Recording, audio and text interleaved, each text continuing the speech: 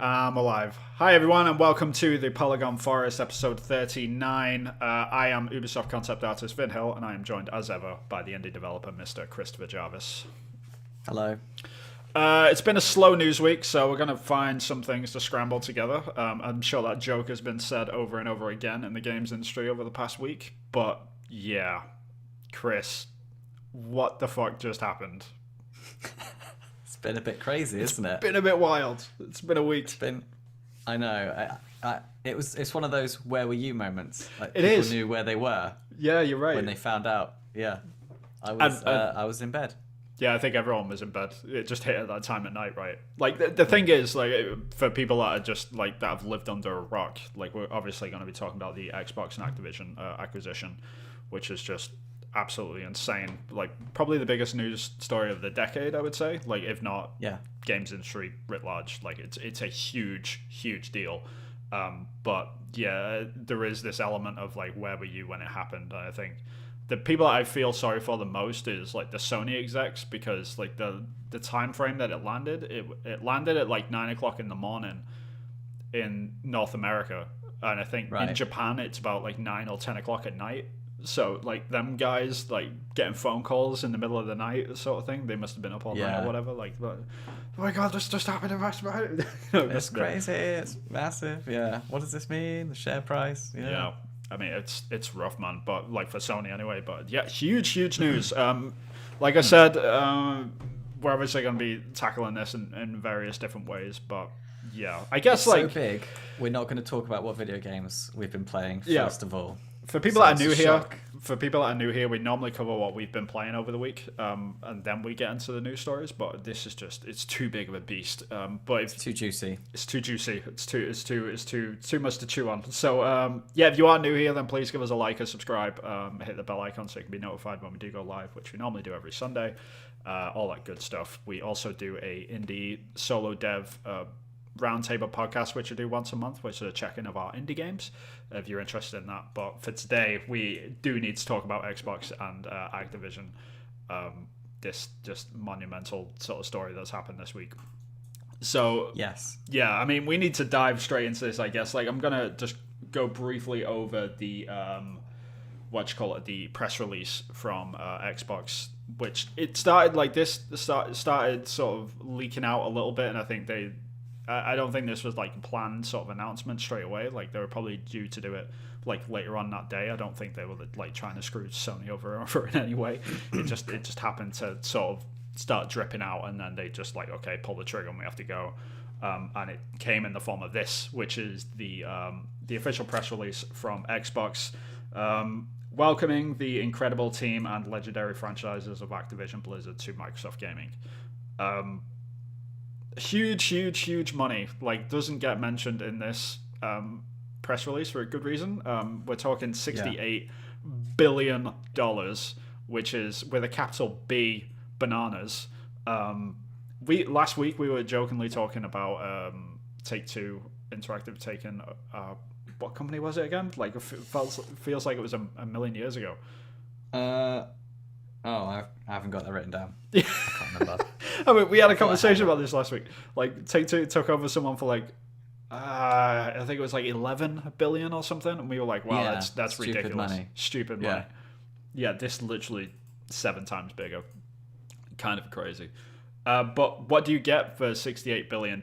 Apparently, you get Activision Publishing, Blizzard Entertainment, Beanox, Demonware, Digital Legends, High Moon Studios, Infinity Ward, King, who's just like happily sprinkled in the middle there, like that's no big deal, Major League Gaming, Radical Entertainment, Raven Software, Sledgehammer Games, Toys R Bobs, Treyarch, and every team across Activision Blizzard. Holy crap, this is massive. Like, to sort of put this into perspective, and I'll let you sort of give your take on this as well, Chris, but like the whole people think, okay, how big is Activision? Last year, the NPDs came out for the year-long NPDs, which is sort of like who sells the most video games, like every month or whatever. Like they had the year one come out on the same day, I think it was, that this happened, which is kind of insane as well. But the top 2 games selling for the whole of last year was Call of Duty Vanguard, and the one below that was Call of Duty Cold War. So wow, like literally this year's Call of Duty and last year's Call of Duty were the most sold games from the past year. That's how big this is. Like, it's a massive gorilla in this room, and it is Call of Duty, and it's a massive IP. It's the biggest IP, you could argue. It brings in a lot of money. So yeah, this, like, the fact that player has just quote unquote been taken off the table for other publishers at this point is sort of nuts. But that aside, like, obviously, like, they there's a lot of marketing fluff in this thing, and obviously Phil Spencer's now got a new position at Xbox as well.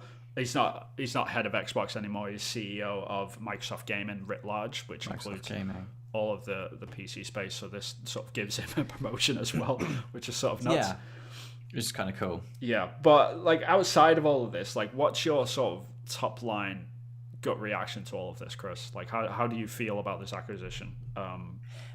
I feel it's a good thing. I feel it's a big shake-up. I feel it's a good thing for a few reasons. Okay. I think the major takeaway for me is that it's good because it feels like we might, it's looking like Bobby Kotick's going to go. So there's like a poison pill in the games industry who's had a target on their back for a while now, and it looks like this is the way that he won't get to boss anyone around or threaten flight attendants anymore.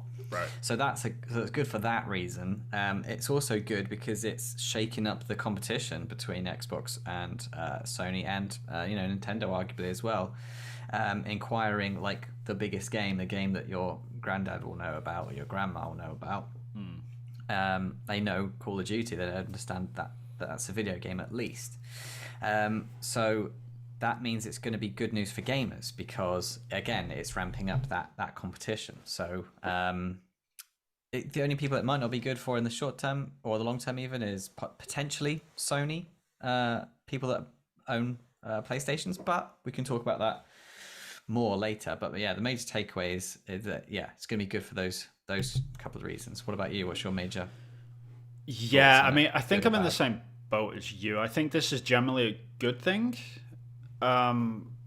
Not just because of like obviously there's all the stuff that's been happening at Activision Blizzard. This absolutely does not give them a free pass, like, for everything that's happened.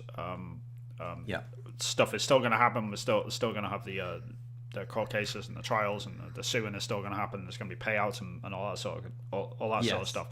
Still a messy ordeal ahead of Activision Blizzard because this deal actually doesn't go through until they've estimated July of 2023, if it isn't challenged by anyone, probably the end of 2023. So we're still looking like 18 to 24 months on this thing before it's actually said and done. But we will see the ramifications from this long before that happens anyway. But I think the main thing is that you're right. Like, this does kind of put the hat in the ring for Xbox, like, as a major player now.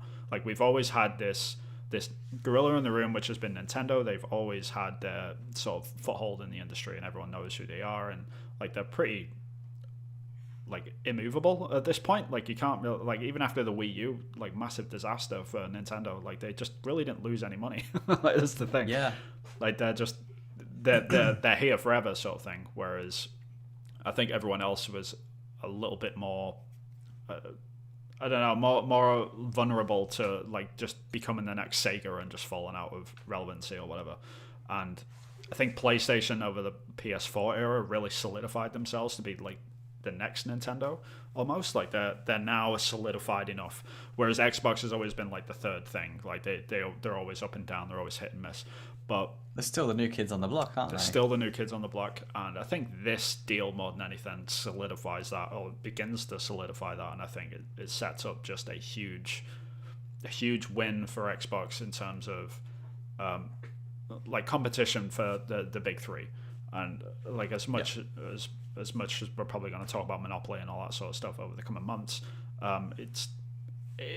I genuinely believe this creates like an even field for all three of the companies now, which so it feels more even, evenly distributed. And I think that's IPs, I think that's just a good thing. I mean, competition is great, and it always is good. And I think we're seeing the ramifications of good competition. I think like just the top line side of this is like, I keep looking back to last gen. I didn't have an Xbox One. I only owned a PS4.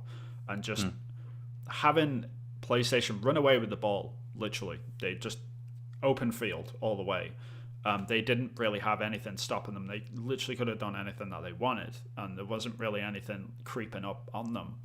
So they didn't really have to innovate in any way. It wasn't stagnant. We got amazing games, but in terms of the industry itself and the moves that PlayStation were making last gen, it wasn't nearly as big as what they need to do now, which like you're seeing like the rumors spark up about PlayStation Spartacus and Game Pass and how people are getting itchy, and it's like, oh crap, we need to react to certain things now. Nothing but good for gamers, in my opinion. I think this is generally a good thing overall, but there's a lot of unhappy people online about this as well, obviously, and we've got to respect that. As there always is. Any news of any sort, there's always going to be the people that aren't happy about it. We can clean some of that up. So there's been some Twitter things happening in the wake of this. Most notably has been that, there's a couple of big ones, actually. I think they're both as big as each other. Right. People saying, oh, this is going to be a monopoly. Microsoft's going to have a monopoly on video games. It's not going to go through because they will own too many IPs, and that's not fair. Okay. So what's your thoughts on that, Vin? Is Microsoft taking over Activision Blizzard a monopoly? No. Like, this is nonsense. Like, it's absolutely ridiculous anyone thinks. I understand, like, I have to address like where this has come from, obviously. Like, the whole people worrying that it's going to be a monopoly is from PlayStation fans that are upset that this deal has gone through. Like, hardcore sort of Call of Duty fans that only play on PlayStation. They're just like, oh, crap, like, I just dropped $500 on this console. It's a lot of money. I want to make sure that is this game going to be on there anymore? The next one. Yeah. Understandable.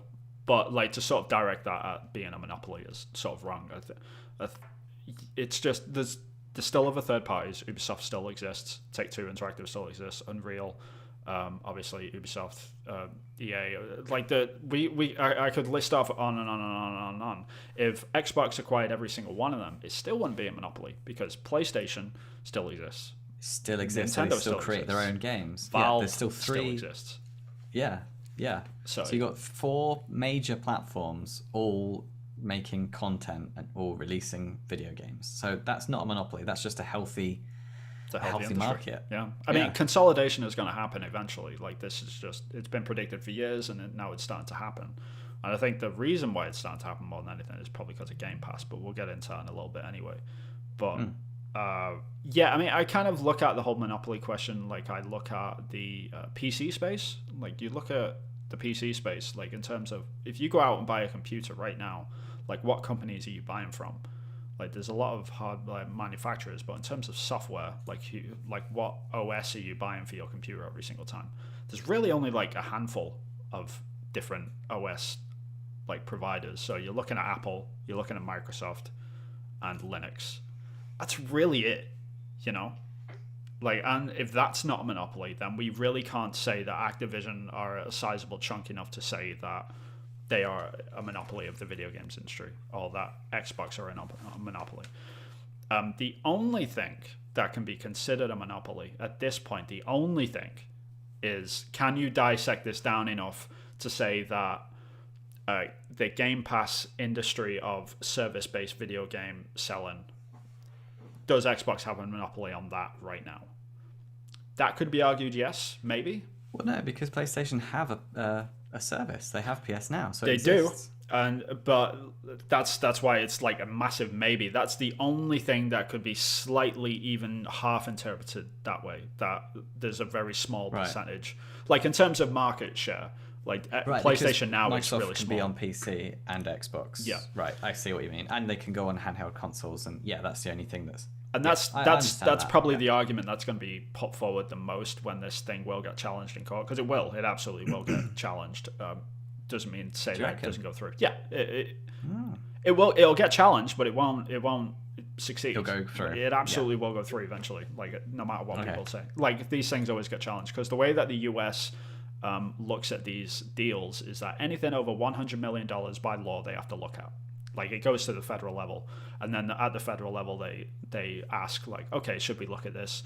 Like, there's a lot of money. Like, should we, like, is there any monopoly sort of intention? Like, does Xbox only want to acquire Activision because they sort of, they want to create a monopoly? Like, they have to look at those sort of things legitimately, and that takes a little bit of time.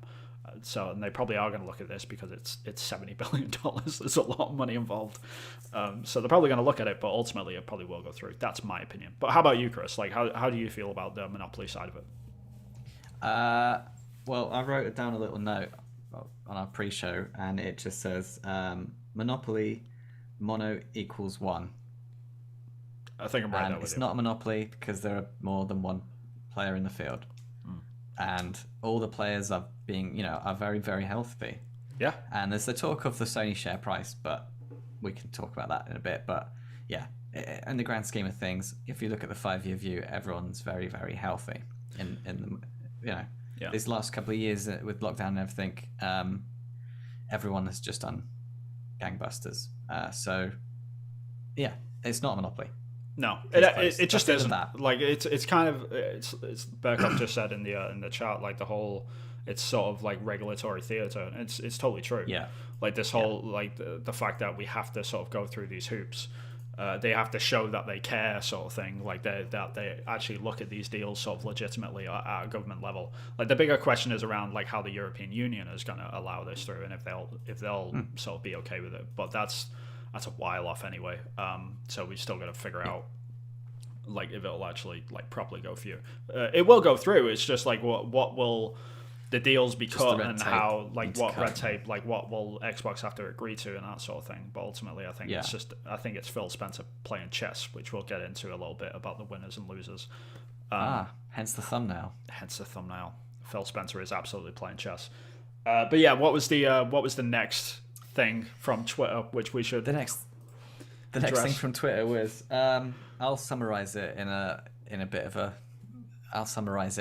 feeling is Microsoft, you had such an opportunity to get rid of Bobby Kotick, but there was nothing in the press release to say that he's going to be going. If anything, it's just saying that he's going to be he's still going to be in his job as the transition happens. Microsoft, what are you playing at? It could have been such a good news story.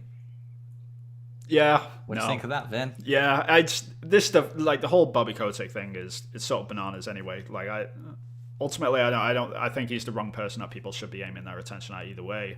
I know it's a hot take, but it's sort of I think we should be focusing on the people that actually were responsible for these, like, heinous acts sort of things. But that being said, like, there is obviously some responsibility and leadership that has to be sort of held accountable, and I think he's got his own. I think he needs to answer for the stuff he's done bad. Yes. Yeah, I think, without a doubt. Yeah. But I mean, and then the stuff that other people have done bad, that they should answer for it. Yeah. Yeah, but I mean, like, the main reason why I say that is because, like, if you ask the average gamer that is upset about the whole Activision sort of the story that happened last year around, how workers are being treated and stuff, if you were to ask them, okay, can you name any of the people that actually did all the things to, like, the employees?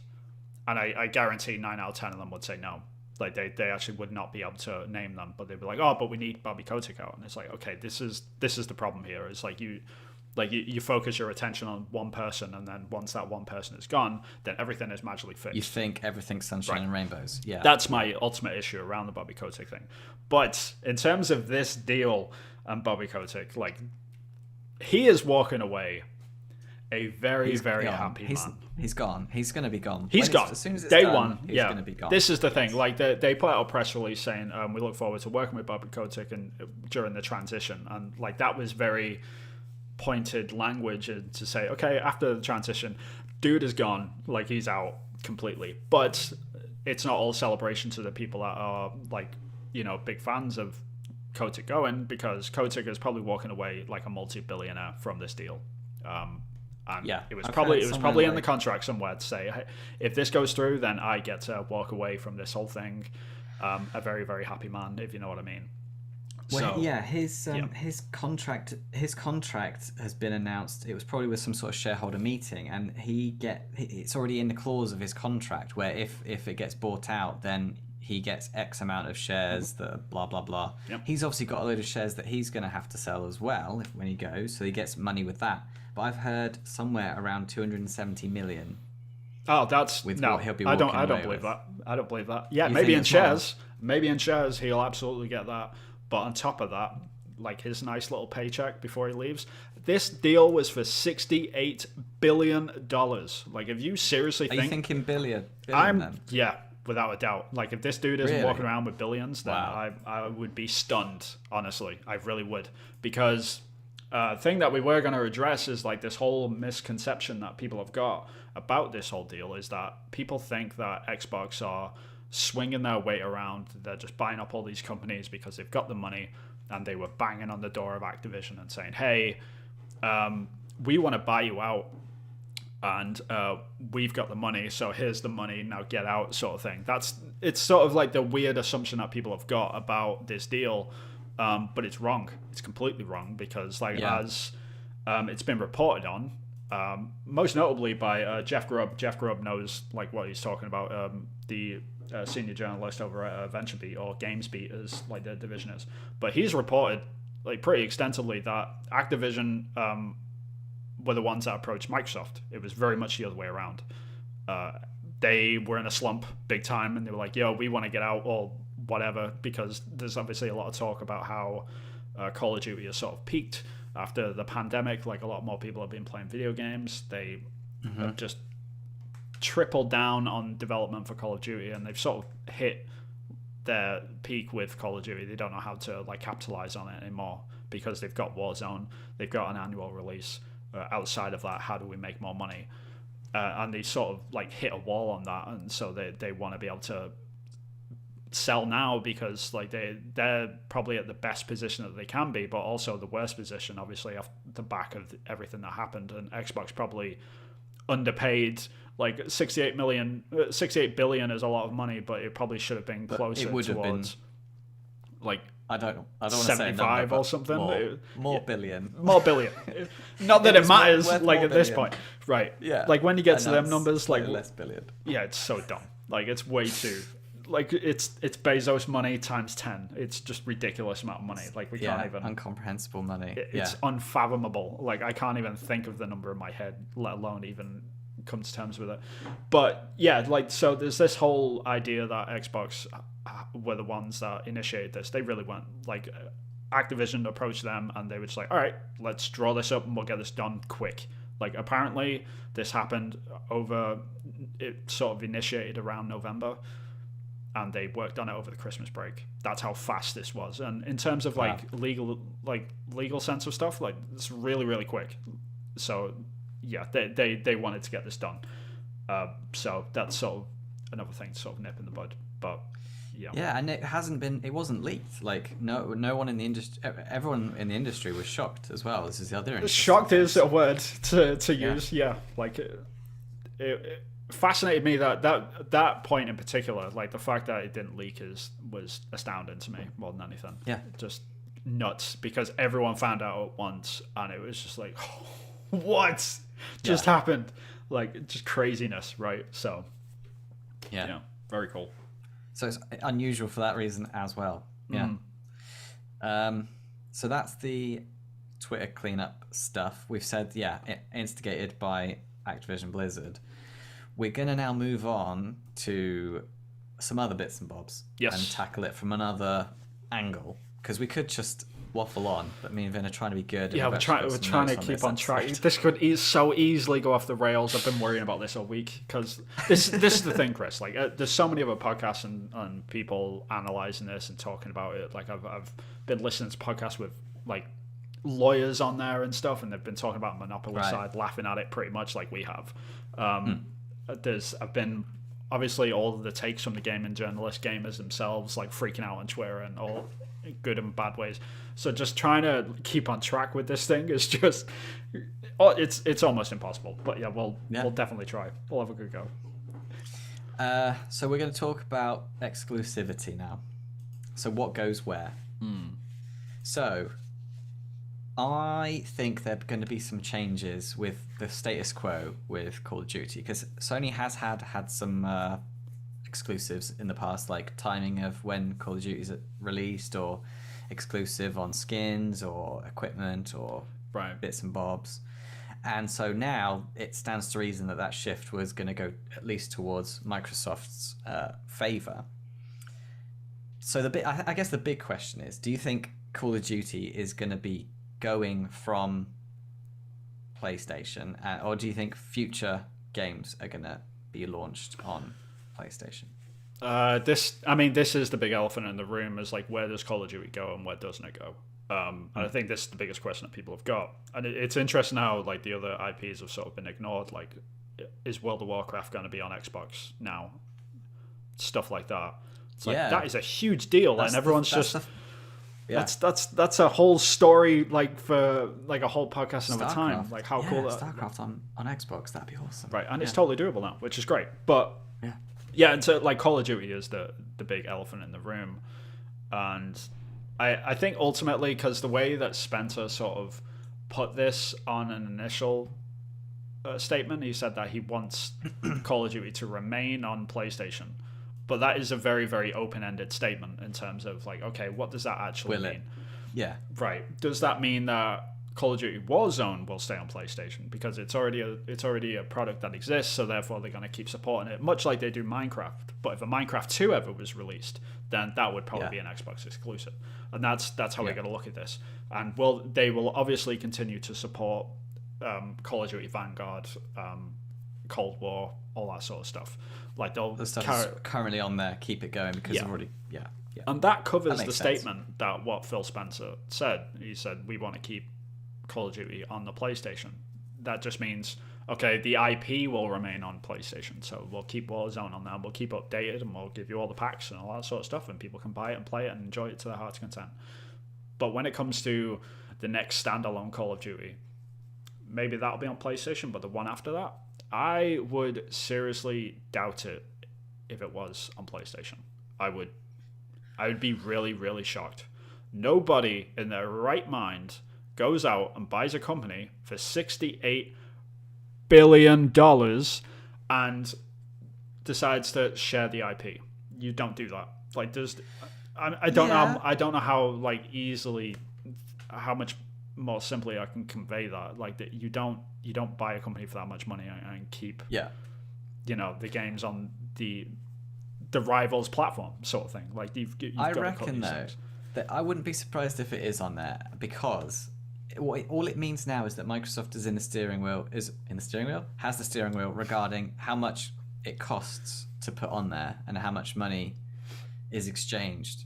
And I wouldn't be surprised if Sony kind of cave, almost like want to keep it on there and are willing to pay Microsoft for the privilege of having Call of Duty to be cross-platform, even though, because it's Microsoft's MO to want, in the past Microsoft has always wanted maybe even cross-platform play, and maybe this is the key that Microsoft can use to get cross-platform play to work with PlayStation, because PlayStation's MO is, we want to keep everything on PlayStation. Why would we want to share our IPs with other companies? Why would we want, that to happen? It doesn't service PlayStation.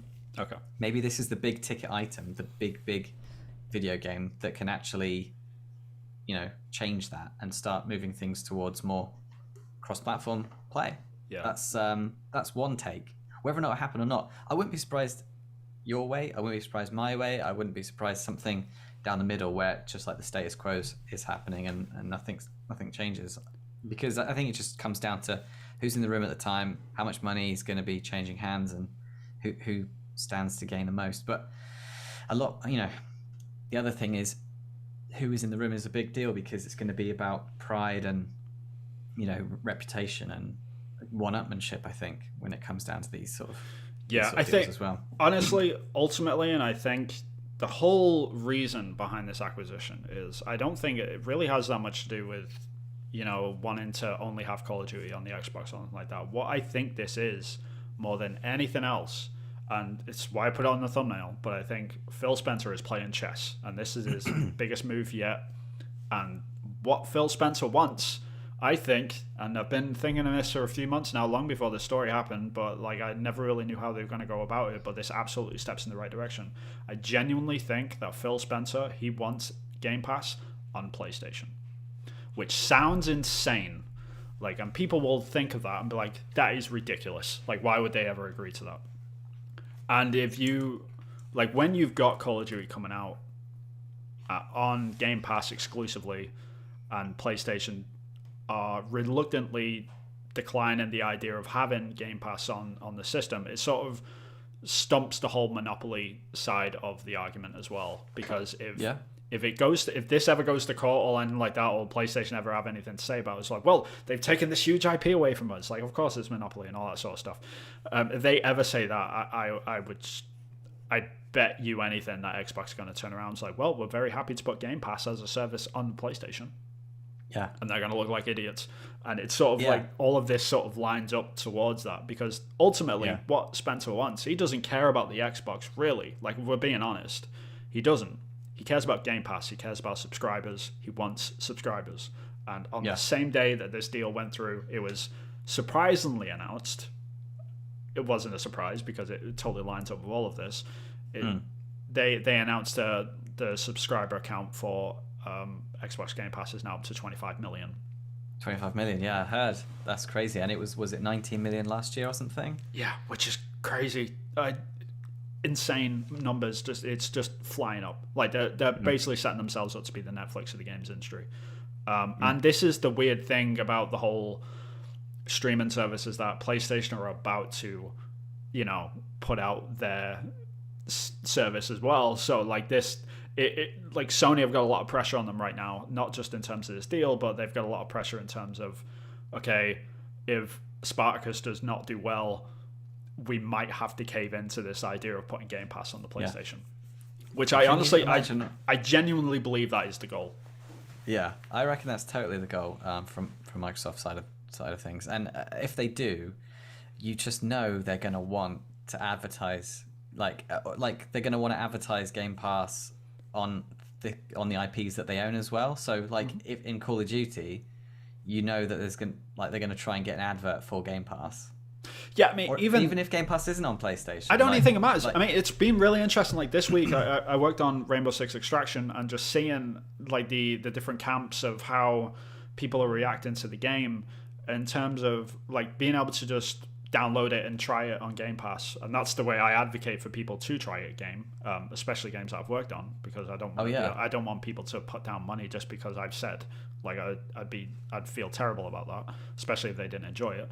But for Game Pass, there's literally there's no like, you've already invested, you've paid the money. Yeah, it's just your time. It's just your time at that point. So like I don't even think you need to advertise Game Pass for anyone, because if you're like, it's just word of mouth. Like, oh, you bought Call of Duty for $70 on the PlayStation, that's cute, sort of thing. It's like, guess what I did? I downloaded it for free.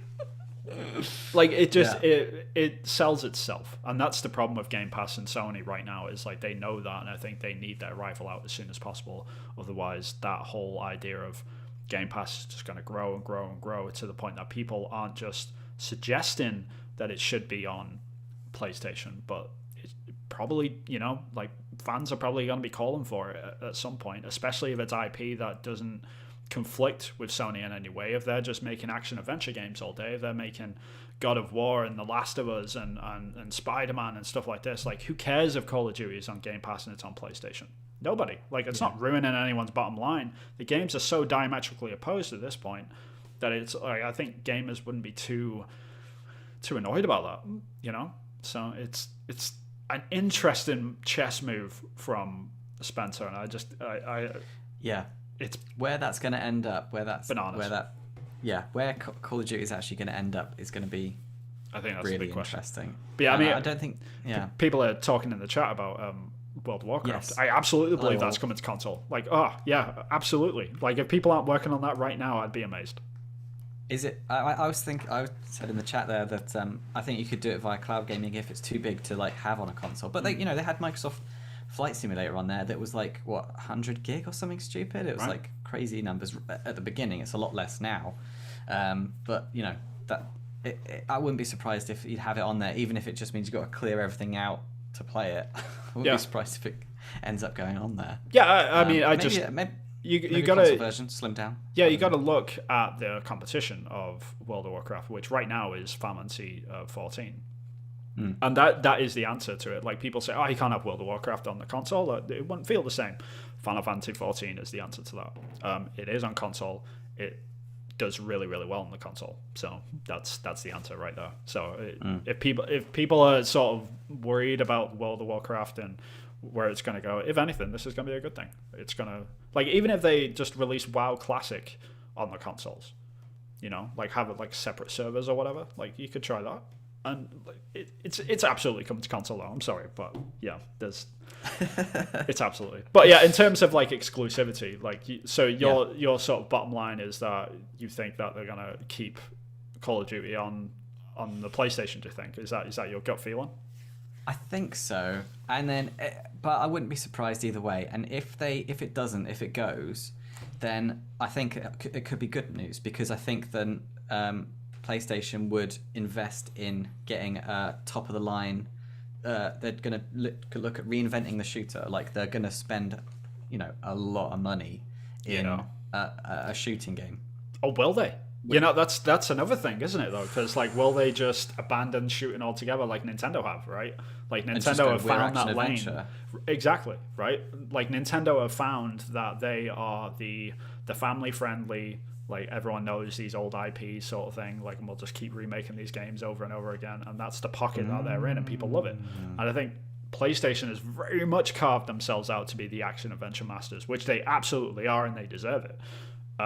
But, like, do they need to make a first-person shooter? Like, this is the big question. Yes. Oh, well, yeah, Crash Bandicoot. Yeah. Oh, yeah, Nicky, Christ. Like, that and Spyro. Hurts my soul. Like, the fact that Crash Bandicoot and Spyro are now owned by Xbox is just... Yeah. That hurts a little bit. Does that mean, though, we can have, like, a Microsoft Super Smash Brothers where they've got, like, Master Chief, Spyro, Crash Bandicoot... People have been talking about that. I think Jeff Grubb said something like, the best name for it would be, like, Super Smash Dudes or something. And it was just like, that is hilarious. That's great. But yeah, I'm totally there with them. Yeah, no, that would be great. Have we talked about who else could be? What are we saying here?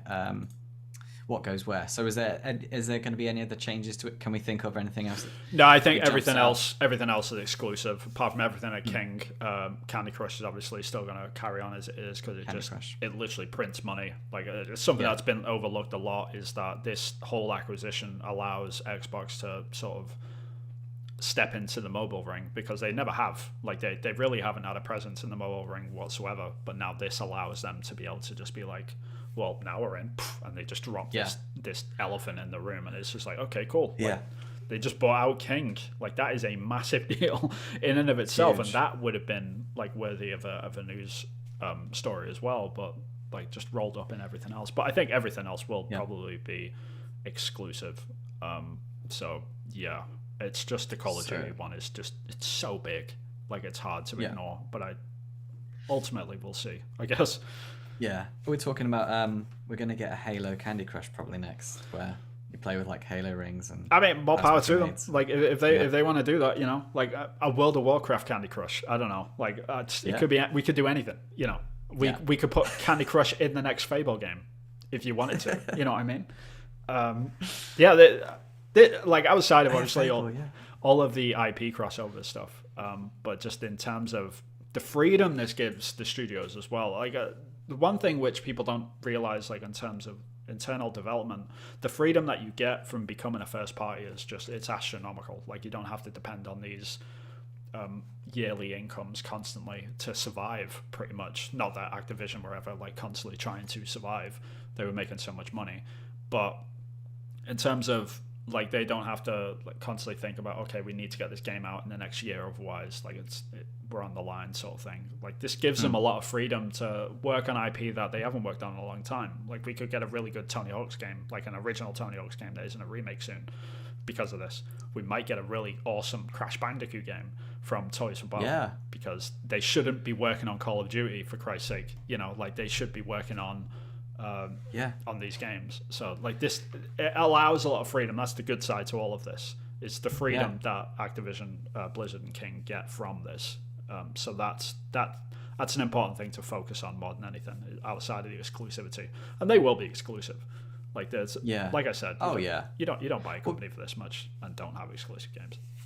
Crash Bandicoot could be, it could do what, Crash Bandicoot. Oh wait, is it Banjo and Banjo-Kazooie? Banjo-Kazooie, yep.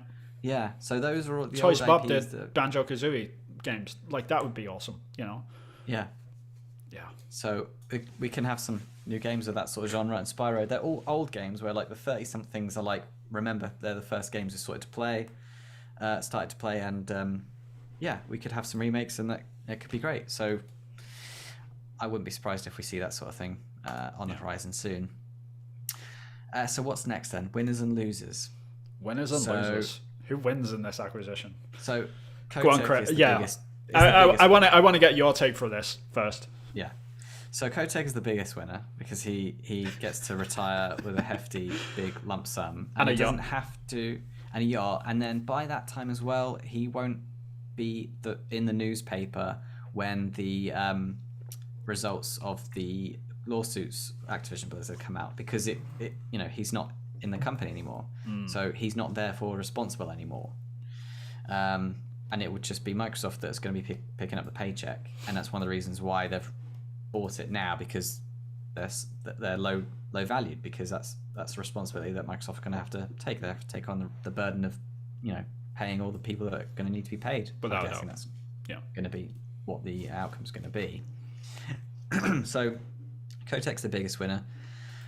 Players on both consoles, I think, are going to be winners, because PlayStation have to respond to this. They have to spend some money in some places. I was watching the Play Watch Listen podcast, and Mike Bithell was thinking that indie devs are going to be flocking over to PlayStation now, because PlayStation are going to be in a situation where Game Pass is getting so big, and cool little indie games are being released on Game Pass that are critically acclaimed, that are being talked about by the press, that are getting good reviews, that are little gems of games. And so he was saying about when he first started, the swing was over to Sony with PS Vita. So this was 14 years ago. A while ago, man. God, I think I actually played Thomas Was Alone on the Vita. So it sort of lines up.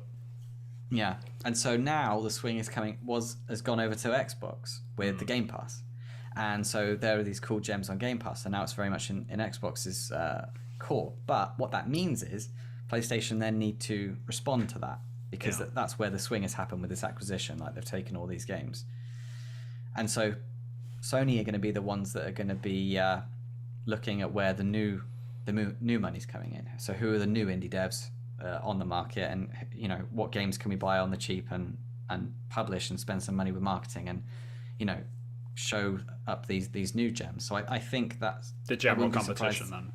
The general competition. So that's where I think the potential winners. So you and me, Vin, people that are making indie games that might want to be releasing it on some sort of platform in the next few years. I think that we would be silly not to at least Google Sony indie game. I think it might be a little bit of a time before that happens, but I think before my game is even close to even being done. But I can totally see that. Like, I think the general sort of consensus is that Sony is going to react, and if that's going to be like through investing to indie developers or investing in a whole publisher themselves, like I'm personally of the opinion that PlayStation are poised to buy out Square Enix. I think that is probably going to happen eventually as a response to this. I think it's really the only publisher that makes sense for Sony more than anyone. Or Nick, you were saying by Capcom. Yeah, I mean, Capcom is definitely on the table. Like, they're small enough for Sony to afford them, but I think Square Enix would be a meaningful acquisition for Sony to... Like, it's meaningful enough to sort of go toe-to-toe with the... culturally, anyway, with the Activision buyout. So it's... Yeah. I mean... Although, what would it be if they bought out Ubisoft? So what if Sony bought out Ubisoft? Let's just throw that out there. What would that mean? How would you react to that? What if Sony bought out Ubisoft? Yeah. I don't think that would Yeah. happen, honestly. I don't think we sort of line up. I think there's a lot of conflicts of interest, I guess, like in terms of our IPs and stuff. Like we make a lot of action adventure games and stuff, so it could be either a really good thing or a really terrible thing for one or the other. Like that's Yeah, there could be a lot of layoffs if they did that, I suppose. yeah, no, well, not layoffs in particular, but just like certain IP would probably just be completely cut Just out. trashed. Yeah, sort of thing. And all Which is other not ones good for gamers. Yeah, I mean, other ones could come along, especially because if Sony ever do like release a Metal Gear Solid remake at any point, like would they want a Splinter Cell game next to that sort of thing? And they're the sort of questions you got to ask. Like with The Last of Us and Days Gone, you saw how they reacted to that. They just literally cut out Days Gone. I'm like, yeah, let's get rid of that. Have them work on The Last of Us, and then we can move forward with The Last of Us stuff.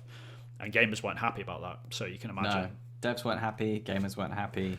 Yeah. Yeah, only Sony were happy with that decision. So Yeah. it's kind of it's a weird situation about third party. I mean, it's because I've mentioned before that there's definitely benefits to third parties being bought out, and that's like removes the need to constantly work on DLC, like constantly work on loot boxes or cosmetics and stuff like that, because you don't need to put them in for like to make the extra cash for survival anymore. It's just that is the deal with it, sort of thing, and it allows you a lot of freedom. So personally, like if Ubisoft were bought out by anyone, like I'm not sure how I would react. Like there's definitely good and bad points to both sides of that. But yeah, it's tough, man. It's really tough. But I know people at Square Enix though that are openly talking about the idea of being bought out, and like they're very much in the same position of like there's cons and pros to it. But I do think Sony is poised for that. Yeah. Yeah, I wouldn't be surprised. I think that would make sense for them to do that. So in terms of losers, there's some people that think they are losers, and that these are the PlayStation owners thinking that they're going to be losing Call of Duty. So we just don't know at this stage if they are going to be or not, do we? It's just all guesswork. I mean, so at the minute, there are no losers. Yeah, I'm absolutely on the same page as you in terms of like I think this is great for competition. It drives competition on both sides. Like it allows Xbox to get into the ring properly and keep making these big swings with Game Pass. And also means that PlayStation have to constantly like adapt and overcome this if they can. And I think like the biggest losers in this, as you say, are the PlayStation owners that are currently worrying, like especially the big sort of Call of Duty fans. Like I was thinking, like when this news broke, I was really the only people I was really thinking about was like the hardcore like Call of Duty fan base that are in Japan right now.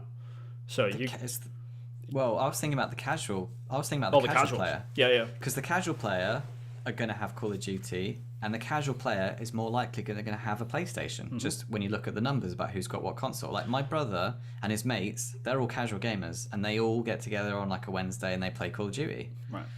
Are they going to all buy an Xbox so that they can carry on with that tradition, or what are they going to do? There's lots of people in that position where they're like, oh man, I was thinking about buying a PlayStation, or I bought a new PlayStation, and now it might not have the only thing that I play. Yeah, this is why like the whole idea of like we got to get out of this sort of console wars mindset. It's a content wars mindset now. Like it's very much about the subscription services. So the answer to that is like, hey, I don't have a PlayStation 5 or I don't have an Xbox Series X. I can't play Call of Duty this year. You absolutely can sign up to Game Pass. It's like you can stream the games over line. That's the vision of the future. I'm not saying that's how it should be right now because it's still with latency and things like that. It's obviously still a problem.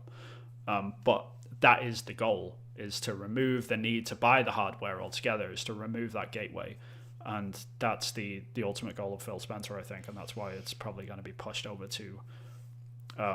That's why he's trying to push Game Pass onto PlayStation. And this is another point towards that: is be like, okay, your fans no longer have access to World of Warcraft because that's now on console. Like we're speaking like 5 years in the future. Don't have access to World of Warcraft. Don't have access to Starfield. They don't have access to Halo. They don't have access to Call of Duty. They don't have access to all of these IP. Like Fable, like just banger after banger, like all like the Elder Scrolls 6, which is huge. Like that's going to be a massive game. It's going to be like a $20 million unit game when it eventually comes out.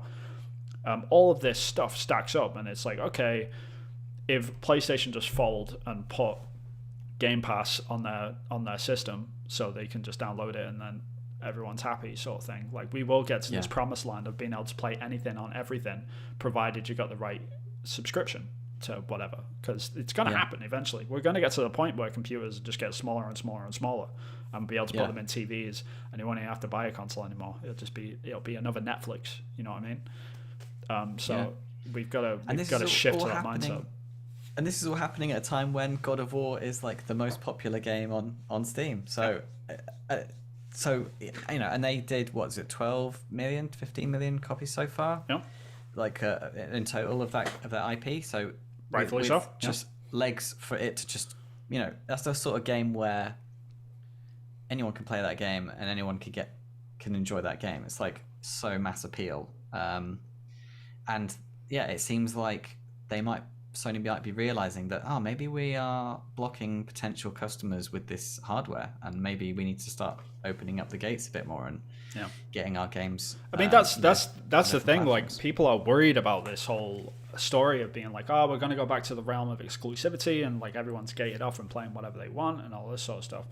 But ultimately, I think like over the past sort of few years, more than ever, especially because Sony's now moving over to PC as well, more than ever, like, you can play games on pretty much anything.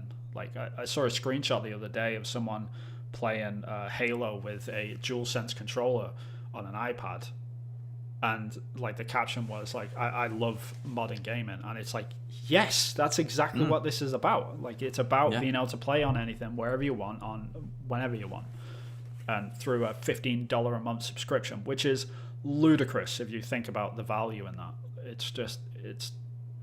It's unmatched sort of thing. So the fact that we're heading more towards this, I'm all in for this. Like, there's obviously going to be the physical retro gamers that are just angry about, like, I want my physical games with my instruction manuals, god damn it, and all that sort of stuff. And it's like, I get it.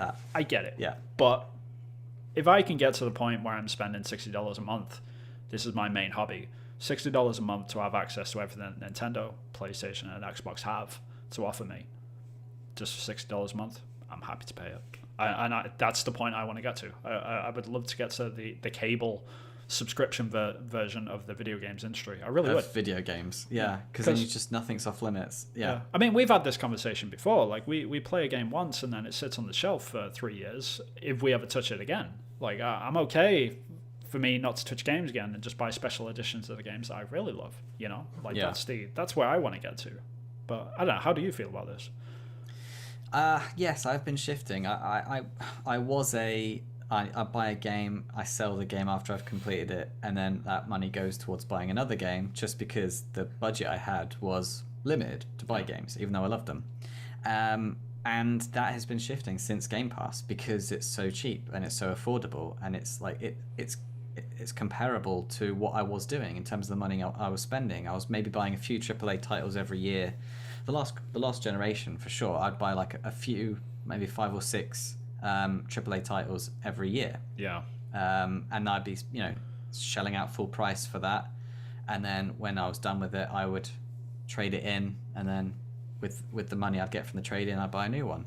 That's kind of roughly like 10, 15 quid a month. So it's the same, except now I have access to all these games. Yeah, hundreds of I games. still don't have the physical copy of the game, and I'm just being able to play a load more games, like a load more variety. So I'm completing less games, which is interesting. So I don't know how I feel about that, because before, if I'd bought a game, they'd have that investment, like, it's physically there, it's the only thing I've got, I'm gonna complete it because I've got nothing else to do. I just might not have enjoyed it as much. So now I'm enjoying games more, and I'm feeling okay about turning off games if I don't like it. Yeah, it's interesting. I didn't turn off a game. I might have turned off the first game, which might have been Assassin's Creed. You're okay. Which I've not come back to. To be fair, I like, for full disclosure, I'm working on Assassin's Creed at the moment. I have still not finished Valhalla. Like, that's the deal. I'm not even kidding. Like, hot take. But it's Valhalla dev hasn't finished game. Right. It's game's way too long, man. It's way too long. I don't have the time for that. I've got games to make. Yeah, you've got your own games to make, definitely. Yeah. So yeah, it's interesting how this acquisition sort of ties into all that, and how it sort of it is a sort of a moment to to look back and see where we have come and where we're going to, and we've come so far up until now. These last few years have been monumental changes. Yeah. This acquisition is a monumental change, and so that means that change. This has changed what the future of games was going to be. So whatever was going to happen prior to this acquisition, if it never happened, that is not going to happen. And now all these new things are going to happen. Like Microsoft is fulfilling whatever their plan was, but we just didn't know what their master plan was. Sony have to react to this. They have to. Without a doubt. Because all they need to be in deep water is just have a couple of flops. Like we know that a Sony exclusive can divide opinion, like and have news cycles for months, and potentially lose. Gamer Ray just mentioned that a minute ago. It says, never mind the story. The Last of Us really dividing a fan base. Like, say that again. Yep. So if the new God of War and if the new Horizon games have something controversial in them, lose some players, just are terrible games, which they look amazing at the moment, but we're just being shown the best version, right? Because that's obviously what the marketing's doing. Yep. We don't know what they're like yet. They just need to flop twice, and PlayStation are looking really, really in hot water. Yeah, I mean, this is the same problem which Nintendo have, which is they really only have like 2 releases a year. Like if we're being like kind of conservative about it, being liberal, they've got like 3 or 4 games maybe a year, like big hitters that are just like, okay, this is the thing that's going to make us money this year. If one of those fails, like that's like 6 months of profit just down the toilet, pretty much. Obviously, it's kind of hard to fail as Sony, especially if you just put the time, the effort, and the quality into games, which they absolutely do, and the proof is in the pudding, as they say.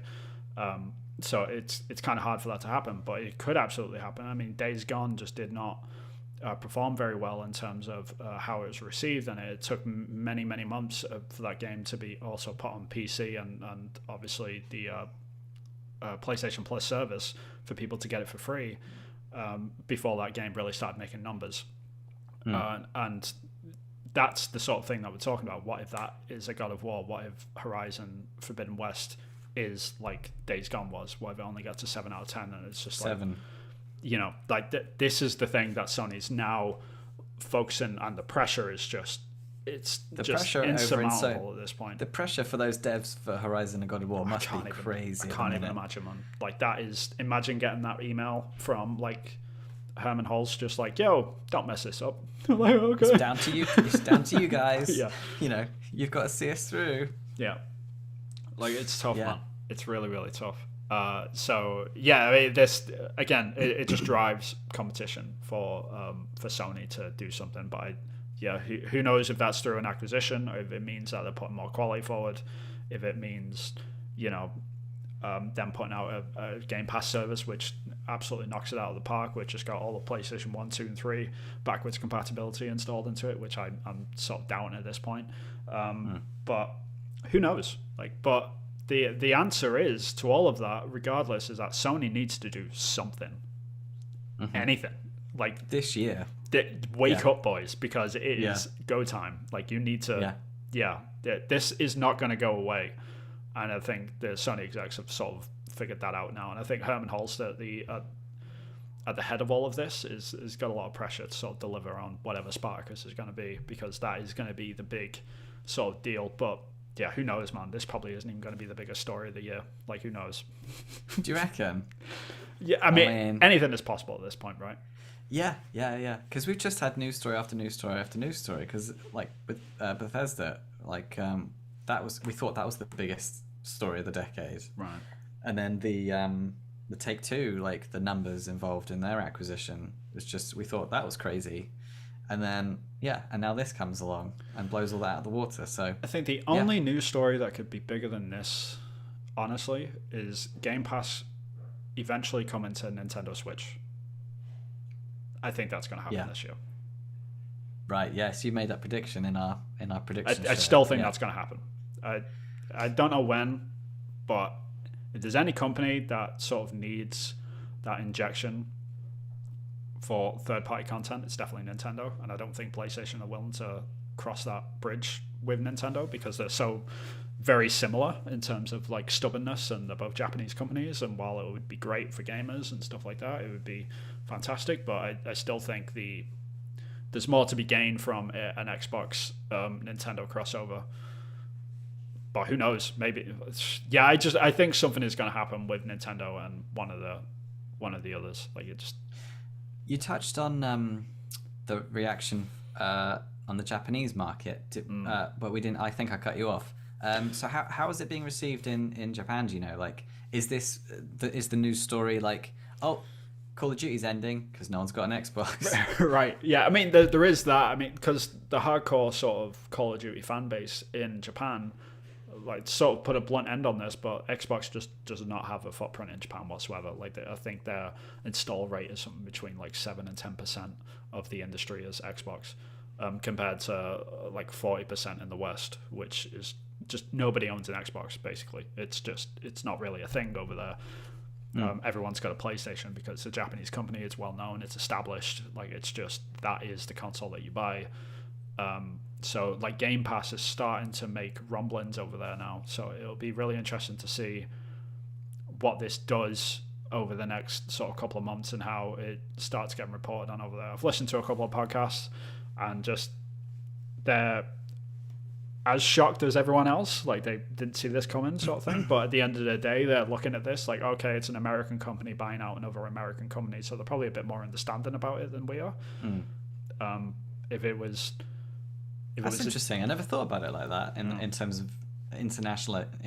Like, it never struck me that it was an American company buying an American company. I didn't have that framework. Yeah, it's a globalist mindset that we've got about this thing now. But I think in a place like Japan, where it's a lot harder to get information, but if you're like the only language that you speak is Japanese, and you've got no idea about what's happening, you only get like third-hand information, like for the most part.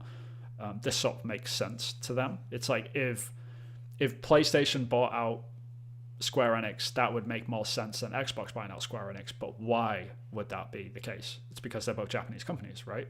Yes. And it's something so simple as that. But I think they have that perspective on it, which we've sort of lost sight of the trees through the wood in that, they're probably a bit more understanding about it than we are. Yeah, quite possibly. So how long have we been going now? Do we have time to do? We've been going for an hour. Has that been an hour? Yeah. Okay. I mean, What do you want to do? Was there anything else that you wanted to touch on about this whole? I don't think so. I think we did the impossible, Vin, and we covered it in an hour. Yeah. I mean, aside of the rabbit holes that we could have gone down. Yeah, there was a lot of stuff to talk about. Like, to talk about this briefly, actually, one thing I did want to mention real quick was a thing from Jeff Keighley. Sorry, I'm going to dunk on Keighley for a minute because he deserves it from time to time.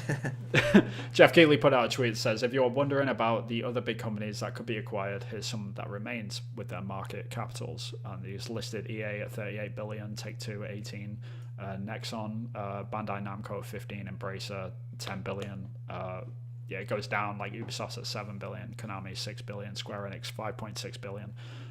These numbers, they're complete garbage. Don't take any. I think I retweeted them. I think I added up the total and then tweeted it like, this is still on the table in the market, so it's not monopoly. So yeah. Yeah, no, it's my bad. No. It's like you're right in that point of why you retweeted it. It's like these are all the other companies that are still in play. But the numbers themselves next to these are not the acquisition prices. You can't just go out and buy Square Enix for 5.6 billion. That is not how this works.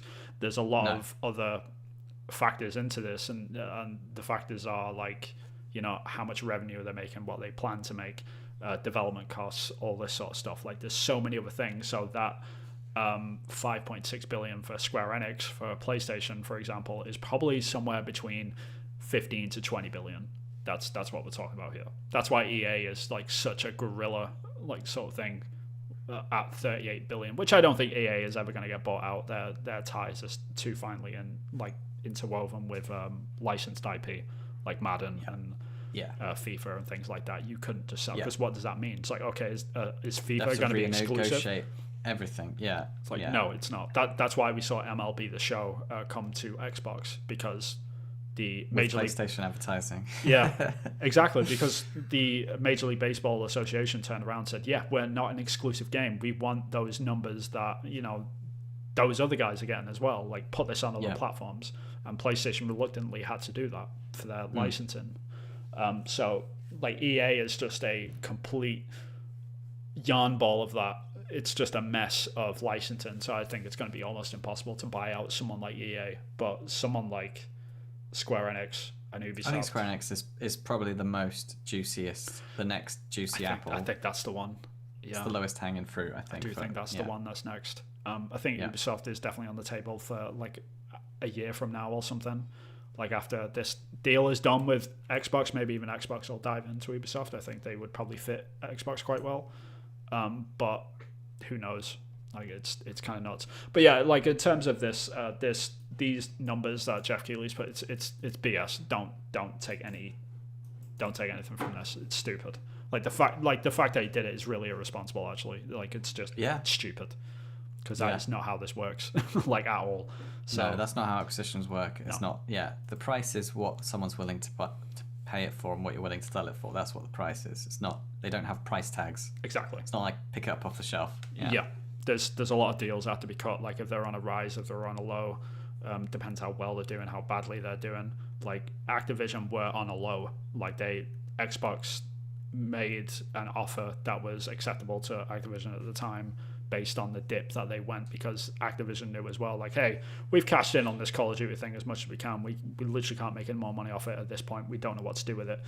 Let's just sell up and make like the last bit of cash that we can. I say last bit of cash, but $68 billion is not cash change that you have in your back pocket. But yeah, it's pretty big payday. Yeah, pretty big payday. Big payday. So we didn't talk about potential losers. Being accountants, HR people at Activision Blizzard. Oh yeah, they're probably going to clean house. Layoffs. Yeah, absolutely. There'll be some layoffs, and there'll be a restructure, hopefully, for the HR side of things. Because that's been in the press of being such a poorly run. Yeah, that's if they haven't been. That's if they haven't already had a restructure now. Them companies, which I'm sure they have. Like at this point, they haven't been ignoring this. Like stuff has probably been fixed. It's just it doesn't get picked up by the media. Yeah, when stuff gets fixed, it's not going to be like, there's one little thing that's happened that's good. Yeah, Activision's like making improvements that you're never going to see that headline. It's the same thing when all this sort of stuff happened with Ubisoft last year. Like just constantly fixing stuff, like internal announcements constantly. Like, we changed this, we've done this new person's in charge, this person's out, etc., etc., etc. Just crickets in the media. But then you get one tweet from someone's like, I really haven't felt like anything's changed, and it blows up into this like Bloomberg story by Jason Schreier because, unionization and how amazing it is. It's your best mate. I dislike Jason Schreier. So it's kind of... It's a very weird situation. So I wouldn't be surprised if the HR sort of people haven't already been fixed. Like I really wouldn't be surprised at all. So yeah, I mean Phil Spencer's got a big job. Yeah, but they still unfortunately will probably have layoffs. You can't. With the structures of things, unfortunately. So those are some things that aren't ideal. Yeah, but I think the positives outweigh. Well, if anyone's listening to this that might get made might be fired.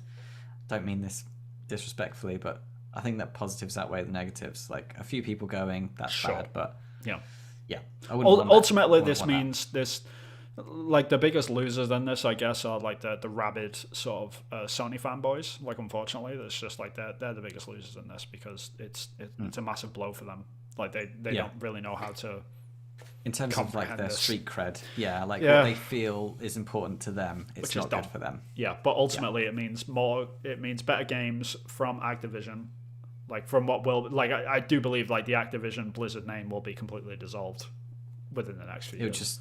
It'll be Xbox Game Studios. Yeah, I reckon. Like if that's one name you want to get rid of, that's the one. It's poisoned. It's not worth anything. The name now. Yeah, and they're going to dissolve that, and you're never going to know like who is where or what's doing what. And it's a clean slate in a good way, I guess, like for their reputation. But it's also like a bad thing, like if anyone's still at the company that was sort of shielded from any of that, which I highly doubt many of them remain. But I've heard that Microsoft have got a good reputation of having good solid HR, and that people tend to be quite happy there in the Microsoft studios. And I've heard the things same. I've heard things of people saying it's pretty generally good, and that comes from the top. So it comes all the way, Yeah, so that's all good news. So that's the only thing. It's really hard to find like bad points about this acquisition. Obviously, like there's people that don't like globalist sort of acquisitions and like the consolidation of conglomerate companies and stuff. Like they don't like that, and I get that. Like I can understand like how people think that is an L, but overall, I think you're right that there's so many things that outweigh the negative on this deal that as the more I stand back and look at it, the more I'm thinking, you know what, a lot of good stuff could come out of this. There's a lot of companies that are waiting, that have been crawling to make a good game that they've had in the back of their minds, but they've been just on this cycle of just putting games out, like a good Call of Duty game. Like you see elements of it, and they've definitely got the production values and all that sort of stuff, but give them an extra year, it just makes a difference. Polish off an extra year of polish could, really. Yeah, I'm hoping so. Yeah, longer lead times on games, better games, keep the AAA length around 40-50 hours. I'm looking at you, Vin. Stop blaming me for Assassin's Creed. It's not me. And lots of little cool weekend games. That's if that's what happens off the back of this, then it's gonna be good. Yeah. Overall, to sort of cap this off, like how are you feeling? Like this is gonna go? Do you seriously? Like, is there any credence to any of these like weird sort of fanboy points of like, oh, it's a monopoly, it's bad. This is like ultimately, like, where are we going to be in a year's time? Is this how we're going to feel about this? Is it still going to be good or bad? Well, we got Horizon coming out soon, and I still haven't bought a PS5. I'm going to buy a PS5. I'm feeling uneasy about it now. I'm feeling like, do I sell it after God of War comes out? That's where I am at the minute. Because is there anything on the horizon that's going to really pique my interest? On the horizon, I got you. That was funny. On the West Horizon. Yeah. I probably won't. I'll probably keep it, but I'm just like, it's a lot of money just for 2 or 3 games. I'm excited. I mean, the thing that I would counter argue to that is the PlayStation Spartacus. Whenever that comes out, I think the value there is going to be great. If it is the same as Game Pass in terms of here's 400 games, PlayStation 1, PlayStation 2. I struggle to believe that PlayStation 3 will be there outside of streaming. All of these games, like $15 a month, go for it, sort of thing. Like if that's what they do, I mean, the value of PlayStation is just gonna fly up, in my opinion. But who knows? Who knows? Yep. It's going to mean that we're going to have an interesting podcast the next couple of years, I guess. Indeed. There'll always be something to talk about. Sort of cap this off, this is the biggest news story of the decade, if not ever, in the games industry. I remember when I was a kid and the merger of Squaresoft and NX happened, and I was like, oh my god, this changes everything. Like, that is like it's kind of laughable that we were like even, talking about Bethesda acquisition by Xbox 6 months ago as like the biggest thing ever. It's the biggest thing ever. Nothing else is going to cap it. This is just ridiculous. Like it's astronomical. It's just out of control.